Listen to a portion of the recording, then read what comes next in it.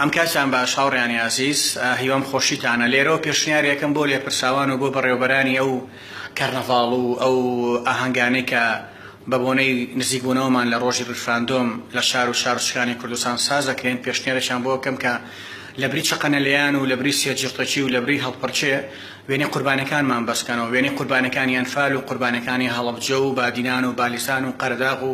وێنەی خاپۆرکردنی گوندەکانمان کە ئێستا ئەرشیف کراون و لای زۆر بەمان پارێزراون بۆ ئەوەی لەو ڕێگەیەوە لە ڕێگەی نیشاندانی وێنەکانمانەوە وێنەی قوربانەکانمانەوە ئێمە سجێک بین بە وڵاتانی دەوروبەر و بە وڵاتانی دنیا کە ئێمە قوربانی دەستی ئەو ڕژێمین کە ئێستا ئەمانەوێ لە 25 ئەم مانگەیە لە پرۆسەیەکی دیموکراسیا لە چڕوچاوی ئەوانە دوورکەوینەوە هەم مەسجێکی ڕوونەین و هەم ئەتوانین عەطف و سۆزی وڵاتانی دنیا بۆ خۆمان زیاتر ڕاکێشین هیوادارم کاری پێ بکرێت.